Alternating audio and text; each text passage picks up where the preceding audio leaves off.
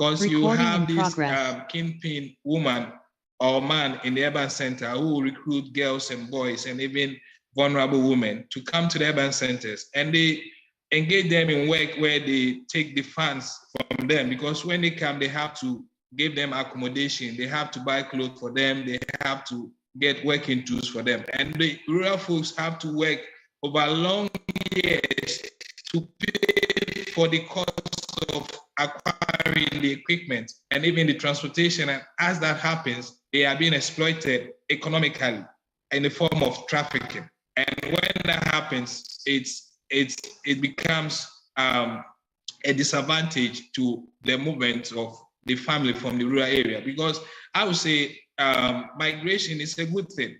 If it's well planned, if things are put in place, people have migrated overseas and to other countries to go to school, to seek medical care, and also to visit families and friends. So, and for the children, most times they also end up in foster care, in orphanages, and in kinship care. And you know, in Ghana, like I would think for other African countries, the state that has not good enough social protection system to take care of children in kinship care, in foster care, children in domestic servitude, working as doing house chores. And most times these children are being abused. They're abused physically, sexually, and sometimes there are all kinds of atrocities happen to them. And these are some of the reasons I will mention as causing people or families to move from rural areas to urban centers. Thank you.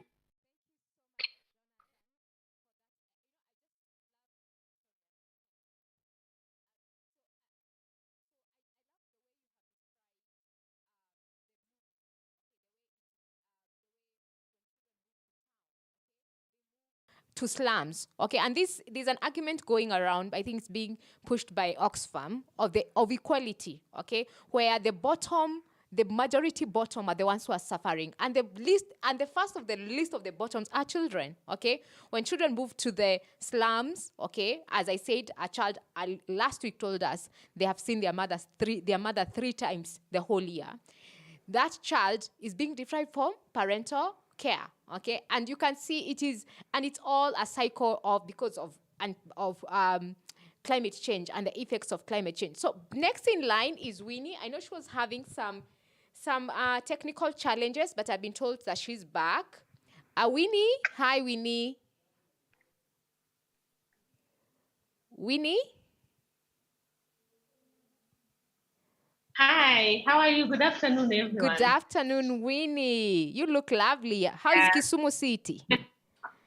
It's great. It's a little cold. We are used to the hot weather. It's cold. And now with the rainy season, it's really cold for us. We are used to hot time all the time.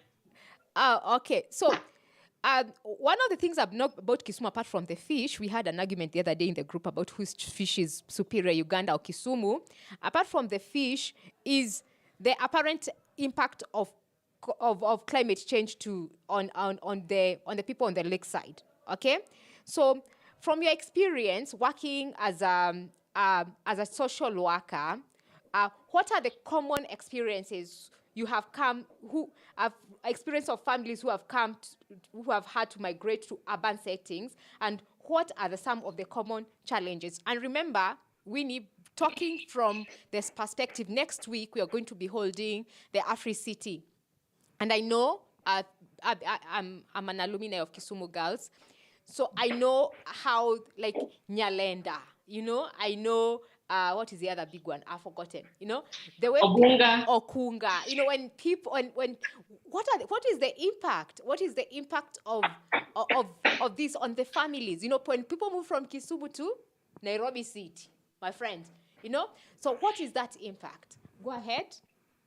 Oh, thank you so much for the opportunity. I'm humble, and there's so many effects that are happening currently with the Afro-City that is coming in. There's a lot of cleaning up in the city, and there's a lot of movements. People are being moved from this location to the other.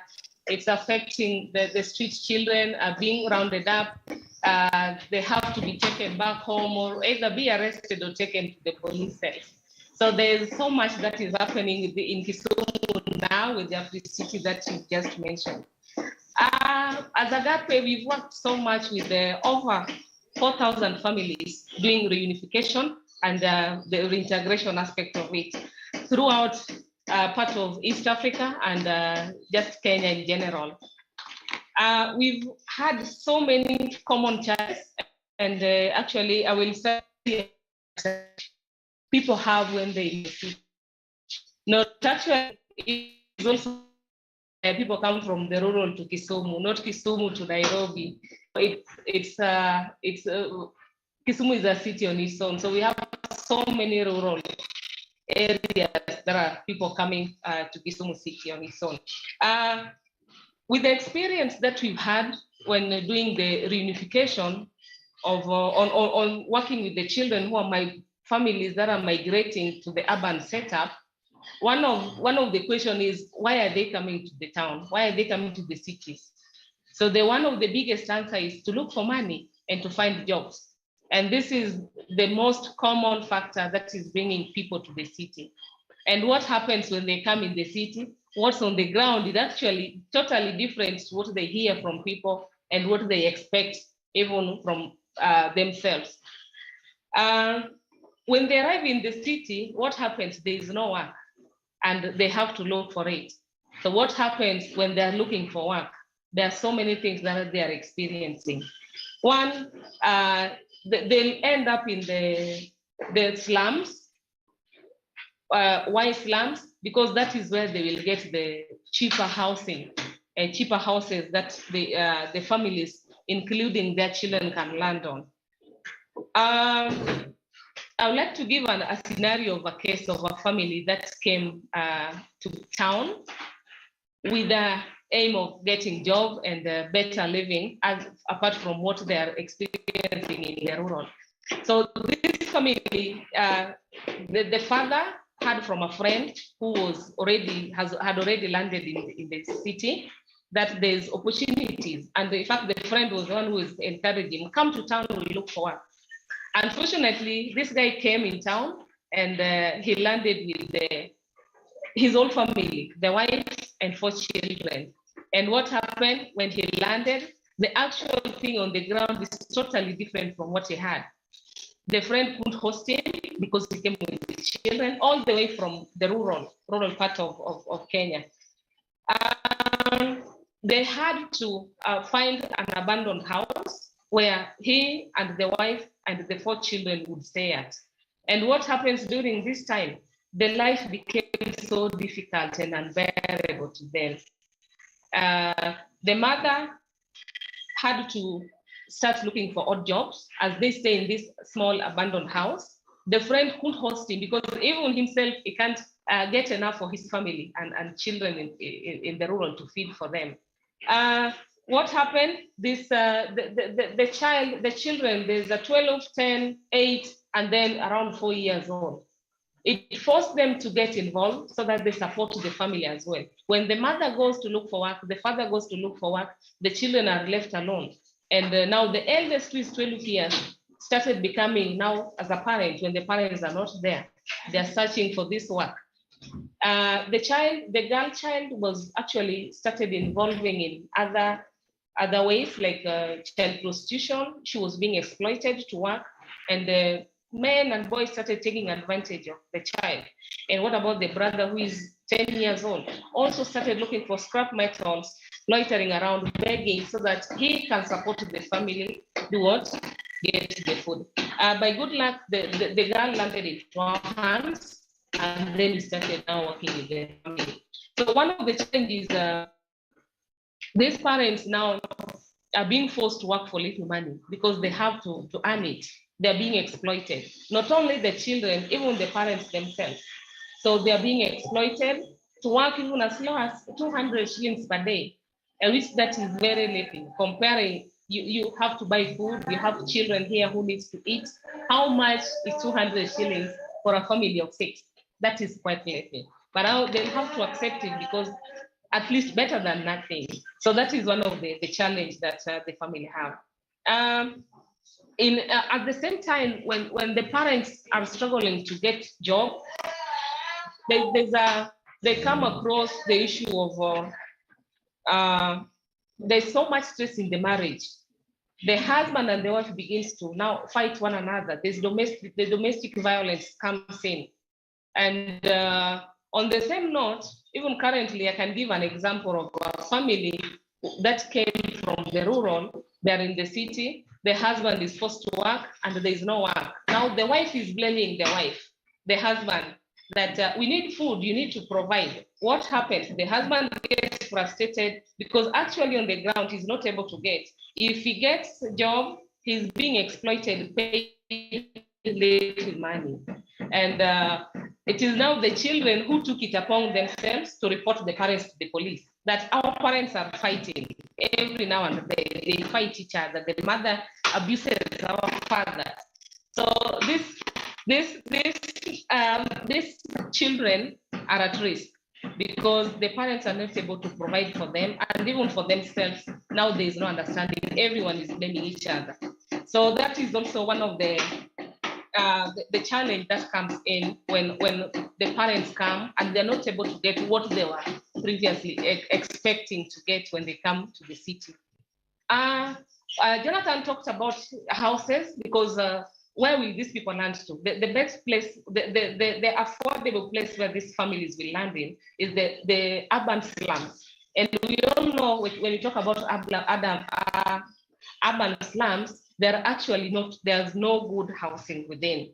There's environment is not so friendly. There's a lot of violence around. Criminal activities is going around. So this is where the family and children will actually land into as they look for work that they came to do. So this is the children will be exposed to various activities, bad activities. I can say negative influences, the drug abuse, the child prostitution, early marriages, child labor now. So the slum areas, like we all know, is not a friendly environment for this family. I'll also talk about the schooling. In cities, we all know how sometimes other schools are expensive. In the slum areas, you'll find it's not very expensive, but compared to the rural setup, it's expensive. Actually, these children, from the stories that I've just shared, almost all of them were not going to school because they're not able to be enrolled into the urban schools. They are really expensive. We talk about uniform, we talk about the school fee that they're paid. Even though Kenya, the government says it's free primary education, but there are actually some levies that are being paid. And these parents, if they're not able to afford food and a decent housing, how will they pay fee for these children? So which means the children will miss schooling, and then there's also medical costs, which is also expensive. Yeah. I'll also talk about the lack of the community and the kinship care. When we are in the rural, there's a lot of kinship care and support within the family. There's that love, there's that understanding. In fact, if you pass people from the rural, if I talk from my own experience, if I'm at home and I don't say hello, then I'll be considered that I have, I've grown horns, or I'm not disciplined, or I was not trained well with my parents. And what about here in town? Even your neighbor, you don't even say hello, you pass each other. So this kinship care is not here in town, but in the rural, when the children are there, their grandparents, their uncles, their other relatives that are able to care for the family and support one another. The children are not able to wander around or just loiter around. Or if you see the kinship care, if you see a child is undergoing a problem, or you see the child is in danger, the family is there for support. And that is quite totally different with the setup of the urban settings. It's everyone for themselves. My children are my children. I'm looking for the best interest of my own children. If my neighbor's child doesn't have shoes, it doesn't matter. I came to work for my children. So this is very important when we look at the challenge that we are facing. So this family, they fight one another in the house, the mother and the husband, they fight one another. There's a lot of gender violence. The neighbors could not take action until it is the child themselves who went and reported the parent. So this actually tells us how much it's me for myself and God for us all. And so this is actually a very big thing in the city. The same, if I talk about our cultural beliefs and the norms, I'm a proud Luo from my home area, and I believe in my culture. And when I come in town, I tend to live them. And same to what happens to these children and families. When they come to the families, the culture that they are brought up with is kind of, the children try to adopt the lifestyle within the city town, within the town, the urban settings. And we tend to lose our cultures, and that is very important to us.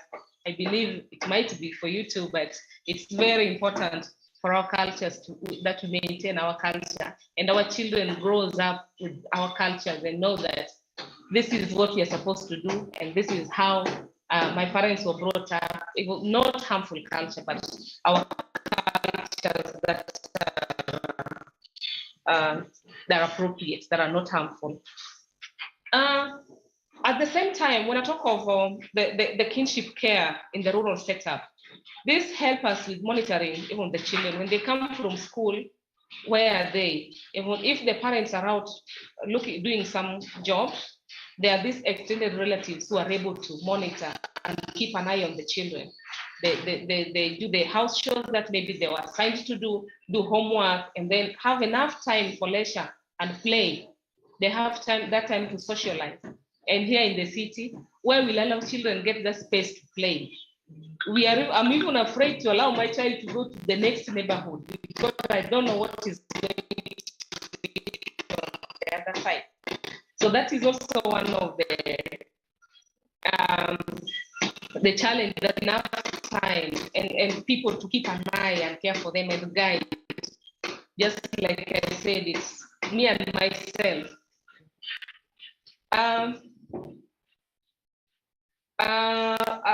Well, in the city, I wanted to give the two different scenarios of the child leaving school and coming straight home, doing chores, doing what they're supposed to do, and then there's that's the kinship, the family care that are keeping an eye, monitoring, and even guiding this child.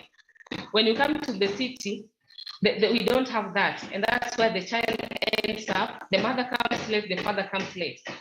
Well, what does the child do after this? He starts wandering around, going to explore, he wants to know more, meet negative. And from some of the stories I've said, one of the children began collecting scrap metal so that he can earn extra money. And if the parents were there, or there's somebody to monitor and put this child on the right direction, I believe the child will come from school, stay home, do shows, and then be with the family. So that is also one of very important aspect of the children.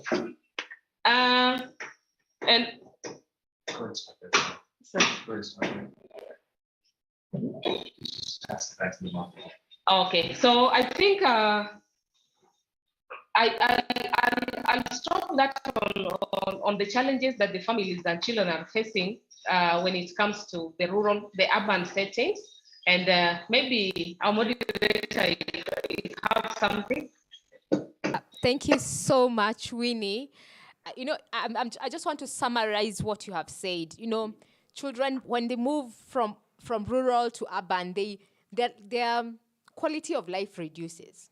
Okay, regardless of what city in Africa that child moves, their quality of life reduces. There is no more play, the kinship care reduces. But also you have raised up something that when us in the sector of children without parental care, we don't consider issues to do with gender-based violence, okay? And this forces children to stay without one parent. Maybe one parent says, I am done, I'm leaving this person, and they're done, and that child loses either a mother or a father. They're not able. But also, it brings in an issue. Those children, in particular, those children who went to the police to report their parents, our parents are fighting, those children, they are with parents but without parents. You know what? They have parents, but in reality, they are parenting themselves, okay? So, and also, I just want to raise something very pertinent to me is you find there's an increase of missing children as a result of this moving, and these children are in a new place. They don't know where they are. They are used to the village. Go get salt from Mama so-and-so, or go get from your neighbor. But now they have to go to a shop in a shopping center where they don't know, and they find themselves missing, okay? And there's a report that has just been released by International Center for Missing Children that there's been an increase of missing children, And so you find these are some of the changes. So I'm going to bring in David. So David, you've heard what Winnie has said about these challenges, okay, of missing of children without parental care, okay, as a result of rural-urban migration, okay, and some of them lack of parental care, having parents without having parents, issues to do with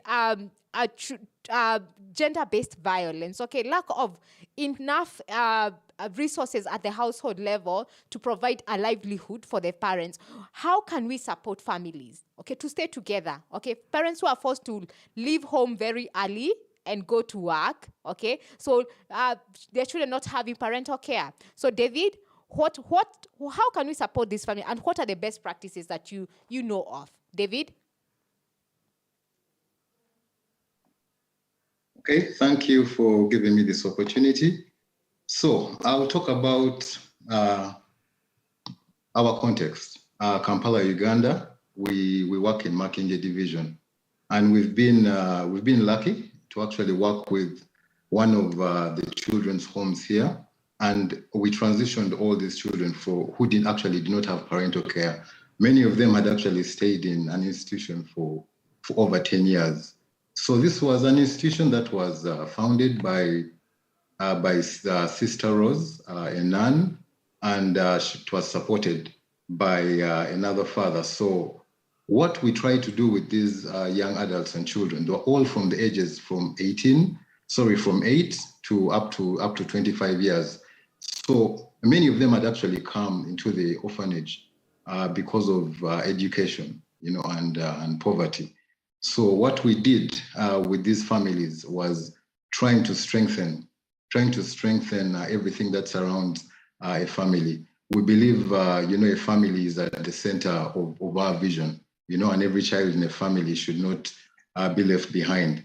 So many of the families that have migrated from the rural areas into the urban areas, we have an aspect of family strengthening where we try and work with each family based on their vulnerability to be able to strengthen them either economically, looking at working with partners who may be able to provide educational support to these families, any that would actually provide housing support. I've had many of my colleagues talking about some of the issues with urbanization. Housing is one thing that actually affects them. We have very many slums in Makinje division and in Kampala district as a whole, and many of them actually have very poor housing.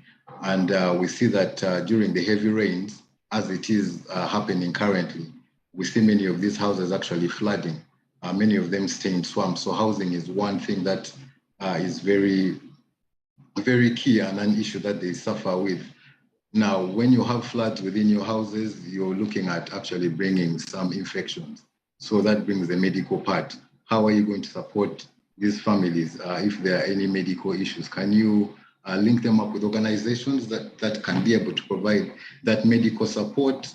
Can you maybe have drives with the local authorities and the health centers around to actually sensitize some of the communities?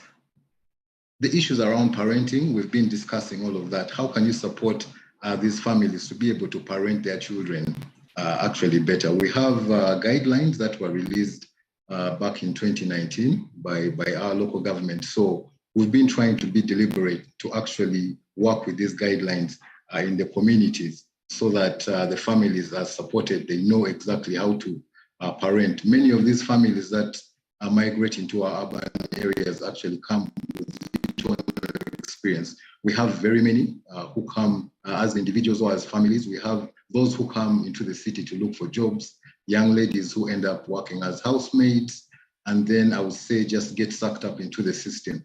They'll meet maybe a border rider who is working in town and adding some money, and who is going to woo her, and she's 20 years, then she becomes actually a second wife. And that is now also some other issues created. 3 children later, she is abandoned, and yet she was a housewife. So parenting guidelines, linking them to the social services within the community, what services exist within those communities that you're actually able to link them to. We have a network of community volunteers within the different local government structures within Kampala, Makindye division, and other areas that we work in. This is a group of community volunteers who are trained on child protection. They're trained on alternative care, handling children without parental care. They're also trained on forming groups and bringing vulnerable communities and people together that can actually sit down and create something that they can call their own. Maybe start even a savings group amongst them. So those are some of the ways that we use to support families to stay together when they've moved from these rural to our urban settings. We work a lot with the local government and in partnership with all other organizations to be able to work with these vulnerable families. We've been able to support most especially the young adults who have actually transitioned into maybe independent life with life and social skills sessions. Are there any experts in this field who can come and actually teach the families and the young adults who are being transitioned? Well-being sessions. I've talked about the parenting groups and just creating a team around yourself to be able to give you that much needed support, that social support when you really need it. Encouraging relations with families. We know that our families as Winnie talked about, are actually breaking down. You care about only you only care about only your family. You actually don't know your neighbor, but we are advocating for that bond with family members, because during that time of need, when you don't have, it's actually that social support system that's actually going to help you. So we also support the different groups, different families to create a network of their own. But we've seen that even with the young adults whom we transitioned, there were 37 young adults back into family and community care. Many of them, because of they had moved away from their families for a very long time, 10, 15 years, do not have that bond anymore. They don't want to actually return to their families and spend any time with them. The families have also moved on and are not willing to actually support them. And for families that actually migrate and have not had any connection with the family that you left behind, they will look at you as an outsider with time to come. You know, one of the young adults whom we transitioned into independent living recently made a comment and said, my only support network is actually the young adults I grew up with for 10, 15 years in my center. When I have an issue, I can actually not go back to my uncle, to my mother, and to my father to actually ask for any advice. So we can see there's a breakdown in structure. There's a breakdown in that bond. But one thing that is very apparent in providing this support, housing, education, economic empowerment, medical services, and trying to bridge and build that relationship with families, we see that this is actually the cost of transition and developing those businesses is actually very high. So, you know, it actually comes at a cost, and like what has been rightly said, urban living is definitely more expensive than rural, than being in the rural setting. One of the things is that because in the rural setting, actually, families are able to own land. They're able to actually build and work with those resources. In the village and the rural setting, you'll actually have food. You'll actually have your ancestral land to be able to to till the land and actually get food and provide for your family. Just have the basics. But once you move into the urban areas, it's a whole different ballgame. You don't have land. First of all, you need to pay expensive rent. You need to be able to eat. So if you don't have a job, what are you going to do? Most people are reduced to just doing porters jobs within the city, earning probably $1 or even less than $1, which is about 3,700 shillings of Ugandan money to live by. And yet that is the cost of maybe one meal. And you can't save, and yet you have to actually pay rent at the end of the month. And then many of them actually, because of lack of sex education or actually access to certain sexual and reproductive health education, end up having children. So you see the cycle actually goes on, because some of the young adults whom we transitioned, when we were speaking with them, some of them would actually say, now, I don't think I see any problem with maybe if my child grows up in an institution, so that is the mindset that we are also trying to change. Just another thing also about the lessons learned working with young adults without parental care within Makinde Division in an urban center was the inheritance expectation.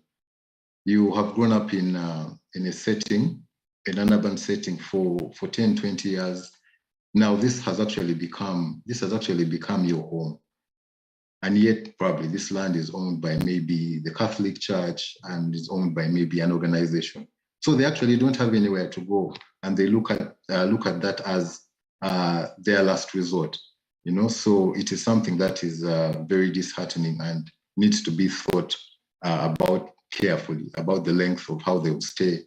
They stay in these institutions, and most especially if it's in an urban setting. And of course, talked about the cost of transition of the young adults into independent and also back into family-based care, and also to be able to support these families. It is something that is truly very expensive.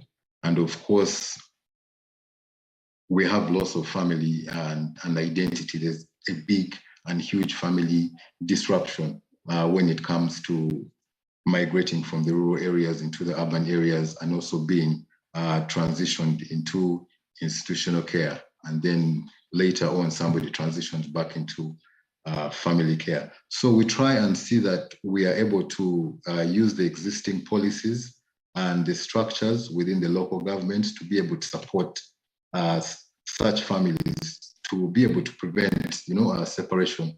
We try and do assessments to get as much knowledge as we can about the family, so that we, together with the family, are able to make an informed decision on their next course of actions. We have various programs within that the government actually offers, maybe youth skilling, vocational skilling, and some youth empowerment programs that can actually target some of these families who have migrated from the rural areas. So, and we know for our population in Uganda, most of them is actually youth. So those are the driving factors of urbanization. Many of them look at the rural areas as having no opportunity for them to grow. And there's also the peer pressure of them wanting to come and say they live in an urban setting. So those are the driving factors. We have what we call the border borders here in Uganda. One thing that is very true about them is you'll hear stories of many of them being able to sell just a piece of land, family land back in the rural areas, and get maybe about 3 million shillings or 4 million shillings. And then somebody moves to the urban area just to come and do transport services, ride a bike. So he has lost his piece of land. That side, he has lost the identity that he had. And while he's riding on the streets, he's new in the city. Within 1 month, he has an accident because he hasn't mastered actually the road, the traffic rules. So that also now just poses another problem. Somebody now is back to zero and has to start again. So we try and support such families in the ways that I've mentioned. So yeah, that is it from me. Back to you, moderator. for that, you know, I'm hearing from you the way we need to start supporting, especially caregivers, those ones who are leaving the care system to going back to their homes or to going back to the community, to be able we need to prepare them to be able to adjust better. Okay, I'm also hearing the importance of ensuring that children are connected to their kinship back in the village. Okay, so just in case something happens and the urban things doesn't work, children are able to go back and plug in. So issues to do with having a livelihood program, okay, to support families so that they can stay together, okay. Having employment, employees who are more sensitive to the needs of parents, so that they can ensure that and families, so that they can ensure that their children are going back home. So last but not least on our panel is Matambo. Matambo is going to speak on what have been effective response to reunification of children without parental care from urban settings back to rural settings. Okay, what have been some of what have been what has been some of the successes? What are the best practices? What can we be able to learn from Hope and Homes, especially with your work across Africa, in Rwanda, in South Africa, in Botswana? What are these things that you have been able to, that are very effective? So Matambo is going to speak. Lorenzo was supposed to be speaking, but Lorenzo has just come down with the current wave of COVID. I don't know what wave are we? 20? I don't know. You know, so Lorenzo, please, our thoughts are with you. Please get well soon. Matambo, please, what have been the effective response to reunification of children without parental care from urban settings to back to rural families? Matambo? Thank you very much, Ms. Mem. On our side, I'll speak from the South African's point of view. And I'll firstly just start with the stats that we have currently been seeing. And this is based on the Stats SA, which reports that in 2020, we have over 67 of South African adults that live in urban and as well as peri-urban areas.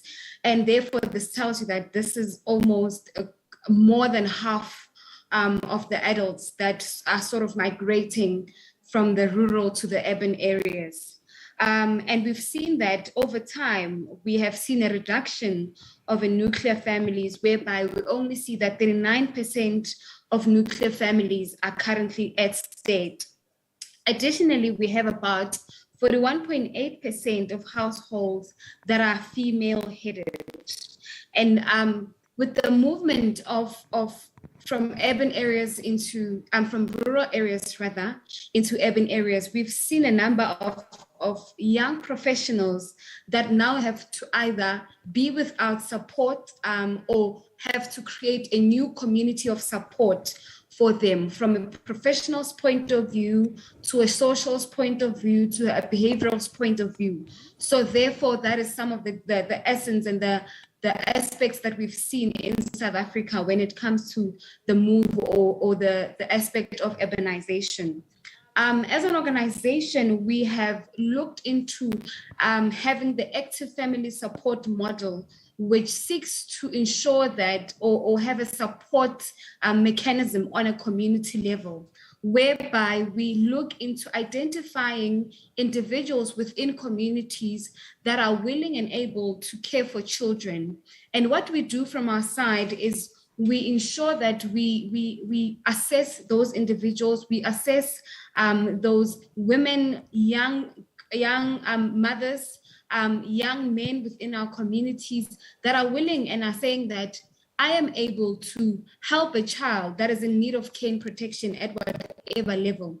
What we do is we assess these particular individuals from a living conditions point of view, from a family and social relationships point of view, which is very vital for a child who's in need of care and protection, because every child who's in need of care and protection will require some emotional support. Therefore, we ensure that as and when we identify parents to care for children, maybe that have been lost in between the movement of urbanization, we ensure that there's an emotional aspect of this particular child that is catered for. We further look into the educational aspect of this particular individual. And the reason why we do that is we want to ensure that the child's education at the end of the day will not be compromised in any way or form. And what we do is, if we identify a need, and if we identify a need to improve in a certain area, we link the individual, we link the parent with relevant resources to enhance them in whichever skill that they need to be enhanced in for the care and protection of the child. One element that we look into is a child protection, whereby we ensure that the child's voice in all this movement is being considered. Children get lost in the move of the urbanization. Children get lost in the move of parents' stresses due to urbanization and financial issues. Therefore, we want to understand live from a child's point of view, live from a child's observation as to what do you see, what do you think the solution is, how can we help you become a better individual. Therefore, the Kusela program aims to ensure that children are catered for in a family and not necessarily in an institution or an orphanage home. Every child needs to have a sense of belonging. And in the movement of urbanization, we ensure that children need to have a sense of belonging, and thus create a valuable environment to ensure that children grow up into responsible adults and into responsible citizens thereof. Further on, what we do using this model, we recruit and screen, and as well as train temporary safety parents who are able to provide family-based care for vulnerable children, maybe due to urbanization, and maybe due to financial stresses from the parents, or whatever vulnerability that is attached to that particular child. Moving on, we have specialized foster care, which aims to ensure that we equip parents for children that may have a disability. It's quite difficult to care for children with a disability. Therefore, it's important that whoever you put to handle that particular matter is well equipped from emotional point of view to a resource point of view, and as well as just understanding the particular disability that is attached to that particular child that will be in their care. So that is the whole scenario and the whole aspect of the AFS Kusela, which is the Active Family Support Kusela model. Further on, essentially, foster care should be seen as an element of the continuum of care, being part of the multi-skill support, as well as the working team to enable reunification. I would also like to look into the policies that we have here in South Africa, which encourage the need for family-based care and the need for ensuring that family separation does not take place. We have the white paper on families in 2022. And the key points are that they have acknowledged that there are many types of families that is not limited to just the nuclear family. We have same gender type of families whereby a man and a man may decide to create or form a family. A woman and a woman may also decide to form a family. So there's far beyond just the nuclear family. Further on, that all the government support is key in supporting families and communities. They further acknowledge that women often they're focusing on the role of social fathers and not necessarily the biological fathers. We as an organization further try achieve what I've just spoken about through our partnerships with the local government, the social development, and as well as countering or forming a partnership with organizations such as your Red Cross and as well as your Harambee. One of the biggest aspects I think that has been echoed throughout all the presentations is that urbanization is mostly due to a better life, better financial aspects, better financial stability. And with that comes a lot of elements that are attached to it. And what we've seen on the ground is that parents are burdened financially, and there is no support for them, and there's no support to alleviate that particular financial burden. And what that does now to a child is that it affects their development in one way or another, because the minute a parent is stressed and is overly stressed, this means that it will affect their ability to care for a child. And as a result, this means that now this child is not cared for in the best way possible, and thus affecting their development, including their education as well. We have found reports whereby teachers complain that this child is not performing well at school. And when we do our background reports and when we dig deep, we find that this is actually due to the stress that this child is observing at home. This is due to the stress that the parents are having, and as a result, reflecting to the child. Due to that, we saw it as an importance to partner with those various organizations to try and see if can we help a parent develop themselves skillfully. So can we link a parent with any organization that can help them in ensuring themselves and improving themselves when it comes to their skill, and hopefully push them in a way that they can produce finances from that particular skill. And those were some of the angles that we approached the issues of urbanization and vulnerable children thereof. And hence it was important for us then to go beyond and partner with organizations such as your Red Cross. They have really helped us, especially with one of our cases whereby we had difficulty where we had about 4 children within an institution. And these children have always echoed out that we want to be with our parent, we want to be with our mother. But the mother was financially unstable. And they've come through in terms of helping the mother build a vegetable garden. And that has helped the mother to sell a bit of tomatoes, sell a bit of carrots there and there. And at the end of the day, the children were able to be reunified with their mother at the end of the day. So these are some of the programs that we have and some of the successes that we have, looking at the challenges, especially looking at urbanization from a financial point of view. Thank you. Thank you so much, Matabo. I can't see questions. You guys, is the conversation, are we comfortable? Do you have any questions? I was just looking through the chat and I can't see any questions. If you have any questions, this is the time. Can I see any hands up? No? Are there hands up?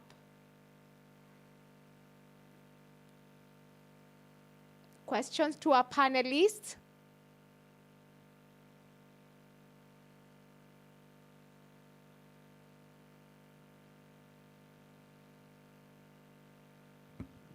Any hands up?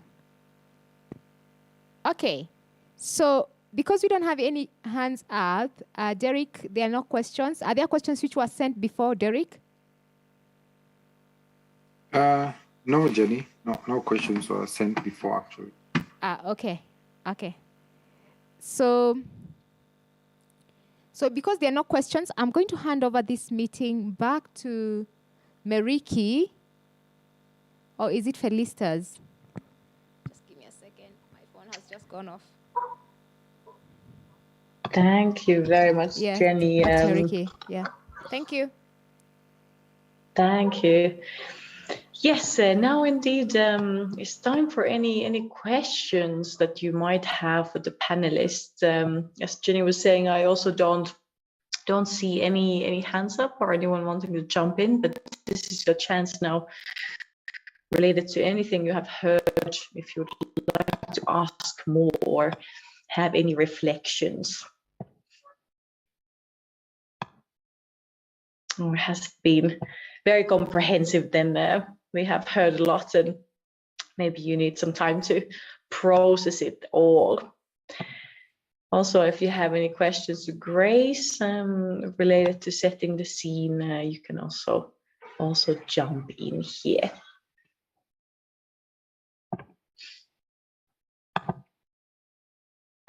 Okay.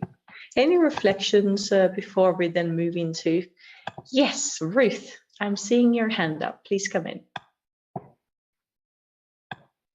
Hi, good afternoon from Uganda. My concern or reflection that we would talk about, I have heard and listened to all the panelists and what they have said. It's a great insight. But my question is right now, can we look at what urbanization or modernity or development is bringing to our children right now for the sake of, let me say, internet and how we are exposing the children on internet, because COVID gave us a pause of we need to study online and everything online. So there is also what we are not looking at to child neglect concerning the use of internet and how we are exposing our children onto that. I believe it will be, maybe if there are mechanisms and measures that can be put in place for not exploiting our children on internet, because we have seen child abuse and trafficking all happening on the internet. Yes. Thank you very much, Ruth, for that question. Anyone else? We can take another question before turning back to the panelists.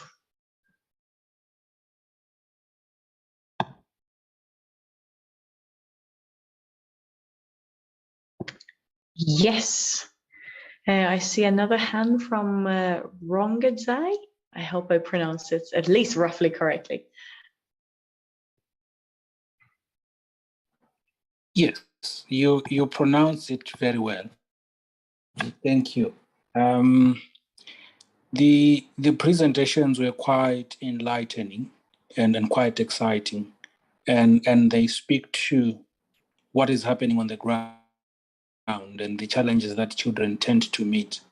I'm just curious, for instance, in the case of Ghana and South Africa, whether in instances where you have unaccompanied children, what mechanisms are in place? Because as the discussion has evolved from the beginning, there are instances where you have children that are moving on their own, coming from rural settings into the urban centers, and then there are challenges of crime and then abuse, etc. And my question, perhaps the mechanisms, and this mechanism could be in terms of law and policy, because once it provides a legitimate instrument for civil society, for parents, and any other institution to hold governments to account. So I'm just curious, perhaps, if we may get responses, if it's possible, from South Africa and Ghana. Thank you. Over to you. Thank you very much for that question as well. I'm not seeing further hands, so perhaps we will take these two questions, and if more questions come, we will then tackle those in the next round. But from our speakers, are there any who would like to first respond to Ruth's question related to internet and the exploitation of children online now that many educational things are there? You can jump in or raise your hands, panelists. So I will give you the floor.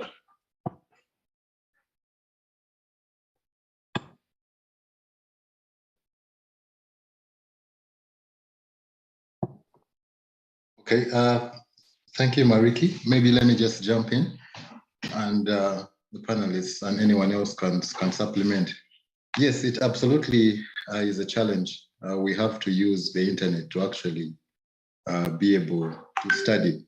And currently, our Ministry of Education in Uganda is actually debating on actually being able to allow school children to actually have phones and these devices in school. So it is something that is real, and it is something that has come, but just for us to also look at how we can deal with it, definitely not all of us are IT experts, but as parents, we can learn from other IT experts on how to be able to block certain unwanted sites, that you are aware of.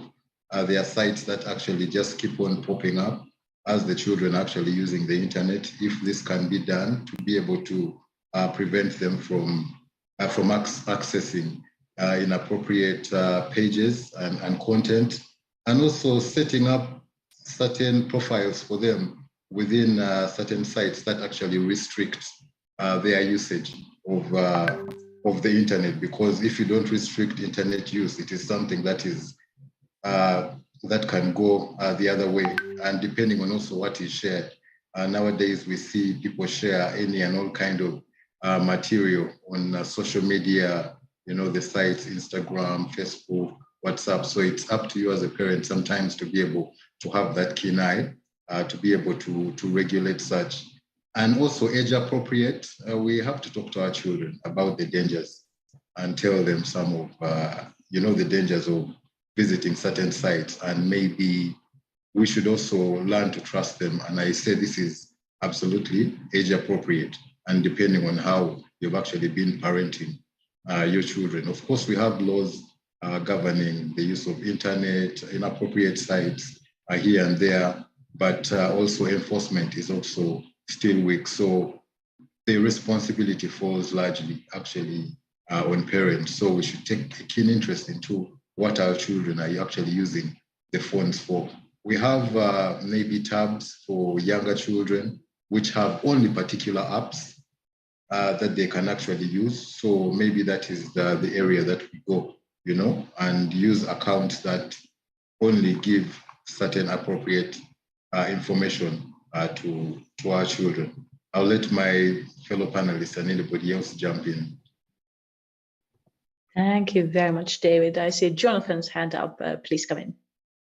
Raise your hand. Yeah, thank you for this opportunity. In the case of Ghana, the state has passed the Cybersecurity Act, and there's a Cybersecurity Authority. But we all know that passing legislation is not only effective if community involvement is not engaged. So like David said, the onus lies with parents to make sure that children harness the good side of information communication technology. We know in Ghana now, schools learn ICT as a subject from the basic to the university level. So I would say using the internet or computers or technology is a bad thing in itself, because even with COVID, we realized how the digital world saved the education sector in terms of moving learning from face-to-face to the virtual mode. So there are the good, the positives and the negatives. We know instances where children are being exposed to pornographic sites, they're being exposed to excessive betting and other things that kind of affect their welfare.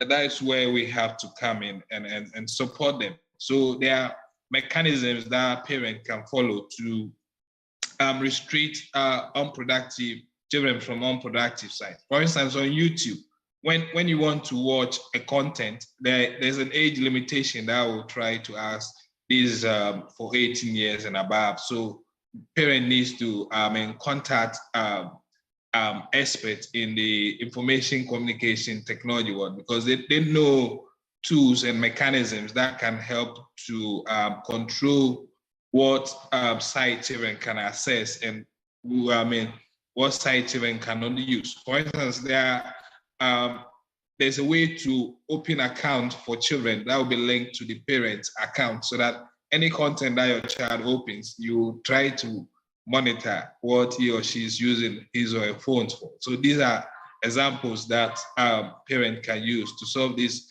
problem. In the case of Ghana, a research was conducted, and they've started stakeholders empowerment, but it has not been that comprehensive and far-reaching in terms of getting to communities.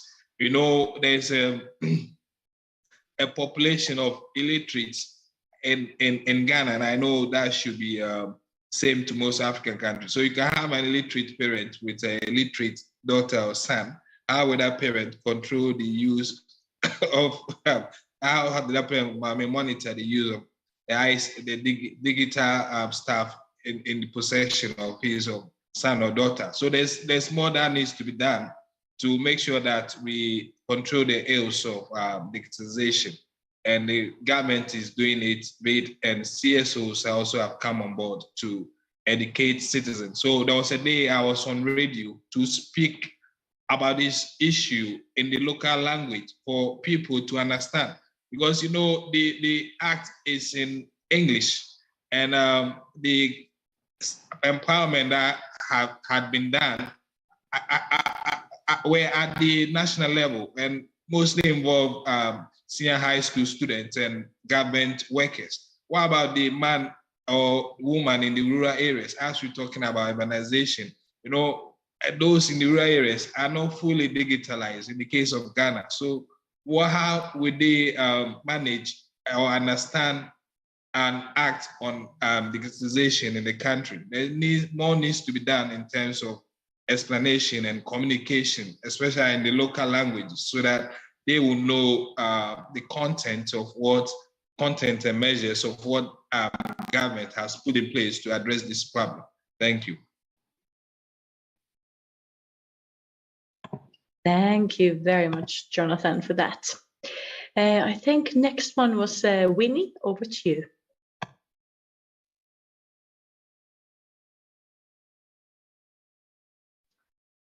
Thank you. I'd also like to respond on the issue of internet with the children, and actually follow up on what David shared of the issue of the pop-ups, things that comes up.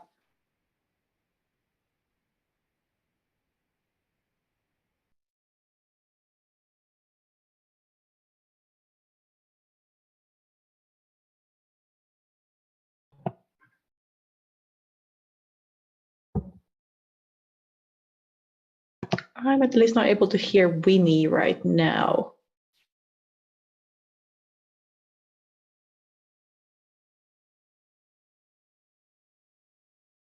Are others able to hear Winnie? No, we can't hear her. Can't hear her. Okay, I think we might have lost her. I'm not seeing her online, so maybe we'll give it over to Mathabo then, and Winnie can come back afterwards. Over to you, Mathabo. Thank you. Thank you so much. I think another aspect, and this will look into children that are age appropriate, that it's also important to educate them about the good of internet and the bad of internet, so that we number one, teach children responsibility, but at the same time that they fully understand the aspect of internet, and they fully understand that it can both work for them or work against them. So I think for children that are age appropriate, children that are mature enough, it would be very important as parents and as professionals to teach children about the negatives also of the internet.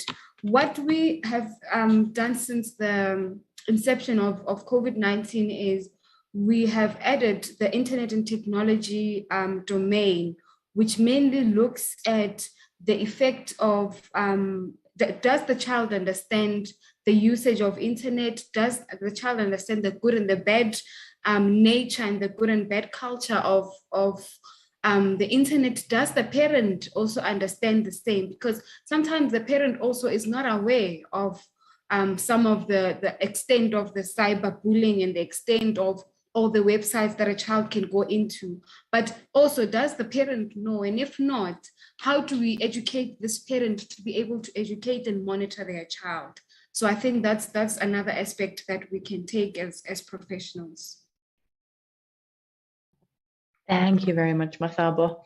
I think Winnie is back now. Winnie, if you're able to hear us, you can take the floor. Yeah, sorry, we got a little disconnection. So yeah, I was sharing about the issue of internet success. Indeed, the children are being exposed a lot to the pornographic sites, the pop-ups that comes in. With the currently, the digitalization is up. The children have laptops in school, like in Kenya, it was introduced. Even the time of COVID, the children were studying using internet access. And indeed, the pop-ups really triggered them to explore, because these are children and teenagers. They want to know more. So it explores, and I was giving an example of what happened when they explored these things. And one of the examples is some of our girls, I can say they're being trafficked because they involved and being introduced into early relationships. They meet people online, and then they end up being trafficked or being asked to move over to wherever the person is. They end up being abused sexually with the people they don't know. So it is really important. And they're also involved in the early sexual relationships because they want to explore. They want to explore and practice, especially if they watch the pornographic videos that are up on the internet. Again, with us, especially the African context and African culture, which I also talked about the other time, it is a sensitive topic to talk to the children about sexual relations or sexual education. And we end up leaving it to the school, or we end up leaving it for our children to dig it by themselves. And during this time, they are exposed. We don't know what are they finding out. So it's something that is also very common in our African families, to talk to children about sex education. So we leave it in the hands of others, either the school teachers or friends or adults, whom sometimes we don't know which content are they giving these children. So it is actually risky for the children. I wanted to mention that we have some partners who are dealing with such cases of online sexual abuse. And I remember there's a toll-free number that they have, that if we find such incidents, we report to them, and they're able to track where this abusers comes from, and they're able to press charges on them. It needs a lot of sensitization for people to know, or if you can have others to come in and proactively work on it. How do we handle the online abusers to our children? Yeah, thank you. Thank you very much, panelists, for responding and giving your insights on that question. We have another question, and let me remind you, so that was basically on, especially regarding Ghana and South Africa and unaccompanied children, and the challenges of crime and how can we hold governments responsible. Are there any panelists who would like to take this one? You can raise your hand.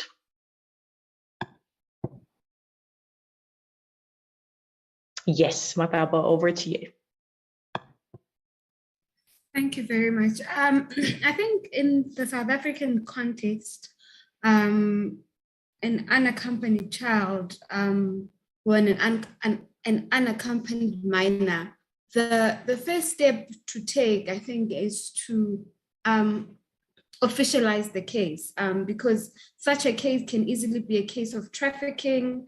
Such a case can easily be maybe a case of neglect or whatever the case may be, or maybe the minor is just lost. So it can be a number of things. So the first step would be legalizing it as a case, and that would be to report it to the police and sectorize it in that manner, that this child is unaccompanied and as a result would fall under the unaccompanied minor. And the second step would be if the child is not of a position to speak, or maybe is too young to speak, that's where the difficulty comes. But if the child is old enough to speak, then we then render a sort of an interview with the child to try and gather as much information as possible. And then from there on, an intervention aspect would be taken where we try to embark on where does the child come from, who are the relatives of this child, and therefore do a tracking and tracing. And if the child is international, that's when we'll have to now liaise with your IOM and whatever embassy that we need to approach, looking at where the child comes from. But if the child then is within the context of South Africa, then we'll have to approach the appropriate Home Affairs, which is likely to do the research and the tracking and tracing for us based on the documents or the legal documents that are within their system. Therefore, if we can identify that this child is of this family, they would be able to do the tracking and tracing. The difficulty comes if the child is a minor that cannot speak, does not necessarily know who they are, where they are, who they came with, how they got there. It becomes really, really difficult to track.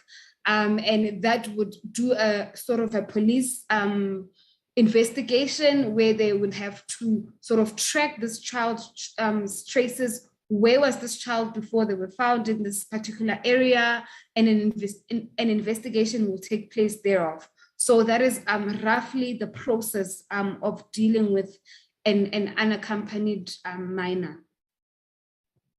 Thank you very much. Jonathan, I think you were next. Yeah, he mentioned Ghana, and the case in Ghana is similar to what happens in South Africa. You have to report to the police and the Department of Social Welfare for them to interrogate the child and find out the means, the particular vulnerabilities that has resulted in that child being moving unaccompanied. Then they will find out solutions to tackle the problem. But in Ghana, what I would say is the government has policies and laws like the Children's Act. There's a Department of Social Welfare, but support in terms of social protection to children across all kinds of abuses has not been that effective because the Department of Social Welfare and the police are understaffed. They don't have enough logistics, and usually they are not able to handle the number of children who are unaccompanied or children who fall under other forms of abuses or vulnerability. So they usually rely on CSOs, that is like Challenging Heights, international CSOs like UNICEF to come in and support these children.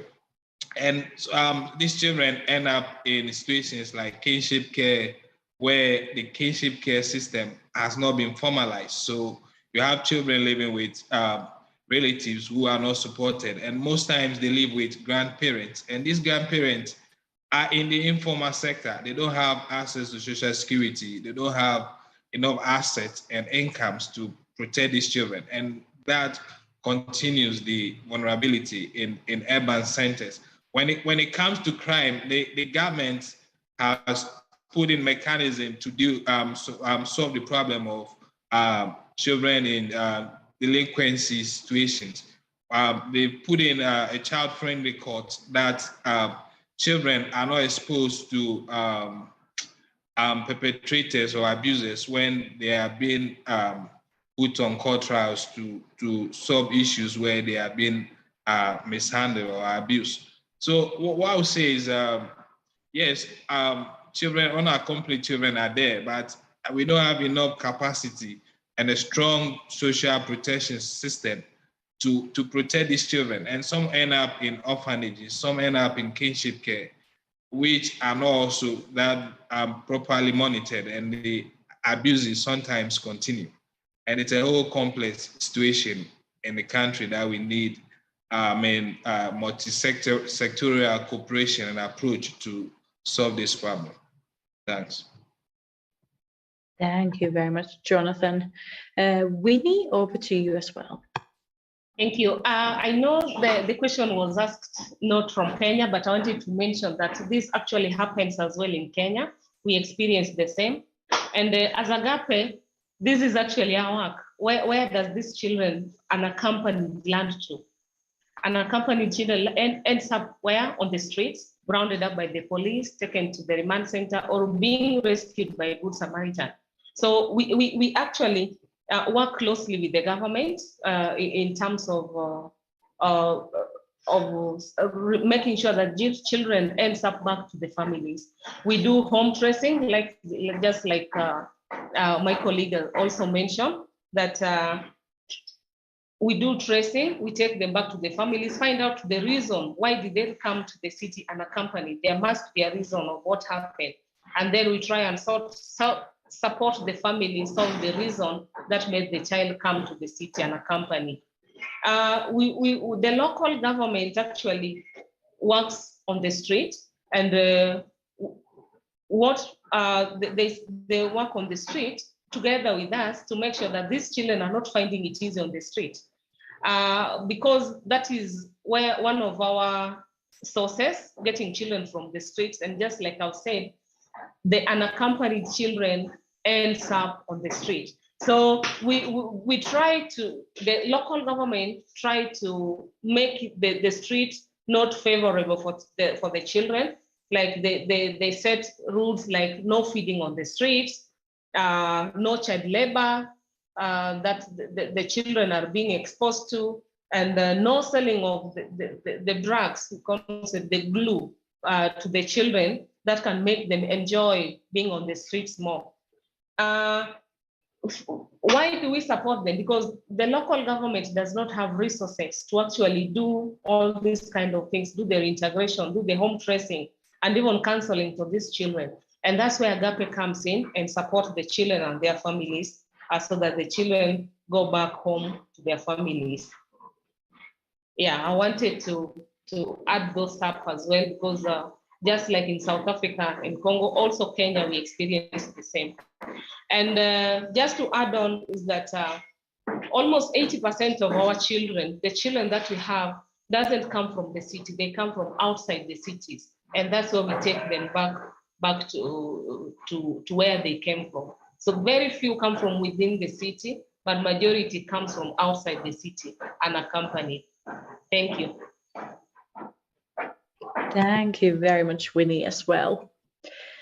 Okay, we have a couple of minutes left. Would anyone like to pose a question anymore to the panelists? Now is your last chance if you'd like to raise anything or reflect.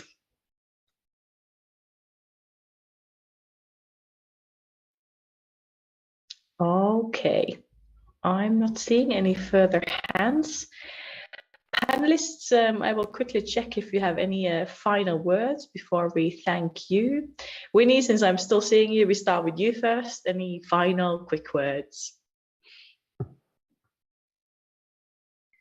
I'd just like to say thank you. Sorry, I forgot to remove my hand. Yeah, but I'll just appreciate for the opportunity, and also just to encourage us to continue working with these children and working with the family, support them so that they stay together. I didn't mention earlier that our priority is to take the children, especially the vulnerable children without parental care, back to the rural where they can get that care, kinship care, and with the rest of the family together. Thank you so much, the rest of my colleagues, and thank you to you. Thank you very much, Winnie. David, final words? Just to say thank you, for the opportunity to share as well as learning. These platforms really help us to share our learnings, across Africa, and picking different strengths that we can actually use in our own different local contexts. So more to these kind of platforms for us to be able to meet and share. Thank you. Thank you very much. That's good to hear. And we will make sure to provide more of these platforms. Mathabo, over to you for final words.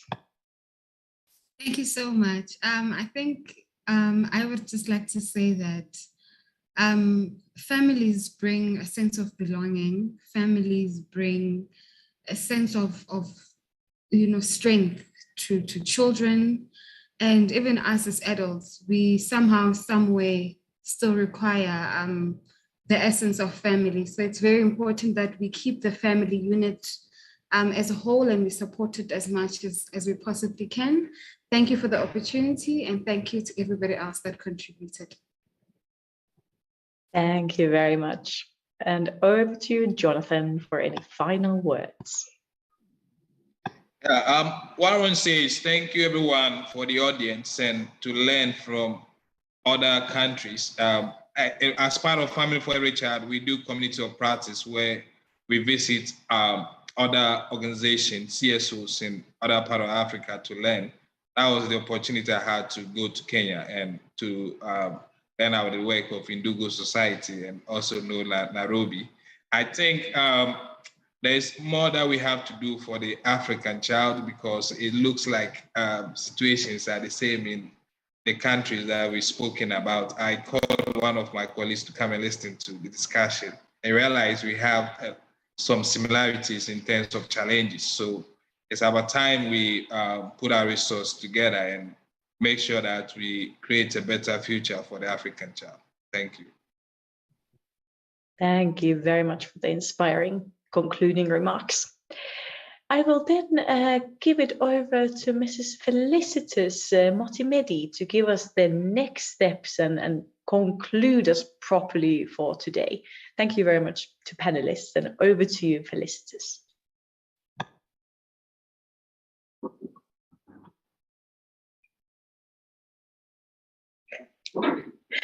Thank you, Mariki. Firstly, let me also join colleagues and thank everyone who is in the meeting and say that today it is important. It's an important day where we really are recognizing families as institutions that are creating the foundation in terms of how we take care of our children, how the values that we instill in them, and how we can strengthen the family unit really to provide that support and that care. But also just to thank Grace for setting the scene. I think when we look at the presentation in terms of what are some of the causes and what does it look like in terms of growing urbanization and migration and what the next picture would look like and the impact thereof on children, we can see a scary picture if we don't have interventions that are going to facilitate for us to be able to deal with the gaps or address the gaps now. And obviously it means that even as we come up with those interventions, we really now need to look into bringing other stakeholders on board, because it's very clear that we need other sectors on board, not necessarily those that are dealing with issues of families or children, but other sectors, the planning, the physical planners, town planners, all of these sectors that really do have a bearing on how families live and how families can utilize the space around them to strengthen and grow children that would be strong people tomorrow, would be competent, will have the right attitude, mindset, and skills that can really help us to take this continent forward. I also want to just thank Matalo, Winnie, David, and Jonathan Meriki to say that we really have learned a lot, particularly celebrating best practices within their countries and how these can actually be scaled up if we want to make an impact at a larger scale. I think that helped us a lot to sort of identify what some of the cases that they were sharing, but also some of the processes in terms of how we follow up cases to conclusion. And that in itself really does help in terms of seeing whether or not we have similarities or differences, particularly in the African context, insofar as children without parental care or children on the move is concerned. Also, just to say that the importance of family-oriented policies and programs can't be overemphasized. We have, from this discussion today, come to appreciate that we really need to support the family system, particularly to ensure that we can have a sense of belonging. The family system as a kinship care, the first provider of care, and that in instances where we can remove children from institutions and provide foster care. Some of the lessons that we are learning from there that can be scaled up, that are positive and can be scaled up, need to be done. And we also learned that we have to do more in terms of education, particularly around children without parental care. Some of the effects that we are now witnessing and some of the lessons that we are learning, and what then some of these do to children in their later years. We also need really to share the lessons that we are learning from the foster care, I think widely, so that those that are still skeptical about some of the approaches that we are now employing could actually learn one or two things. They can be comfortable to ask the right questions and can be comfortable to let us also learn what the fears are so that we can address that. We also need to engage with children, particularly age appropriate, of course, but particularly to ensure that every intervention has a meaningful engagement by children and has facilitated for us to appreciate what the engagement with children look like, and can ensure that child participation becomes a lived reality within the sector. But especially now where we have an opportunity to really get it from the children themselves in terms of what their lived experiences are within a foster care, or what the experiences are when they were in institutions, perhaps when they've grown up. What are some of those lessons, positive, negative, that they're carrying with them in their adulthood, and what we can do perhaps to change or to improve some of those. But it goes without saying, Mariki, that we need to have broader stakeholder engagement and have everybody taking part in some of these conversations, the public as well, because those children that are on the move, especially ending up in the streets, we need the public to also now be on board in terms of understanding their mindset and attitudes towards children on the streets as well, and how then they need to be playing their part. I think lastly, in terms of the way forward, Mariki, is also the fact that I think we need to strengthen the regional tracing or referral system that we have within all the 5 African regions, so that it becomes easier and better perhaps to trace children when they have moved from one area to the next, but to also refer in some instances for the next person to also help us in the next jurisdiction, whether this is a district, a village, or a country, so that ultimately we are able to share the burden in terms of some of the challenges that we find ourselves having to deal with within that sector. Having said that, Mariki, I think we continue to engage with each other, we continue to share researches, and we continue to read, because some of the emerging issues are as a result of the current researches that are being done. And we can only engage in new technologies, new ways of doing things, new approaches, if we continuously update ourselves, continuously improve in terms of seeing what's out there that can help us strengthen our interventions, that can help us evaluate our interventions, and seeing whether or not we actually are meeting our results. Having said that, I want to sincerely thank everybody for having made time to be here today. Let's continue the conversations in the different sectors that we're in our families, in our communities, in our workplaces, in our countries. Only then would we make a difference. And that thank you to all the facilitators. Even tomorrow when we call you to be resource people, please heed to our call and help us with that. Thank you to Jennifer, to Mariki for having been emceeing and directing the proceedings of the meeting. Thank you everyone who made time to be here today. Thank you, Mariki, back to you. Thank you very much for this. Nothing further from me. That was an excellent conclusion. But now, if you would like to take a crew picture, you can turn your camera on, and we will take a picture that then will be circulated with the outcome document of this meeting. So if you'd like to be in the picture, please turn your cameras on now, and we will take a picture before I let you go. Derek, over to you. Thank you, Marie. I think we have some colleagues who have not yet turned on a picture. Jennifer, we need you here, if you can hear me. Okay, I can see you. All right, so I can smile. I can see Chris.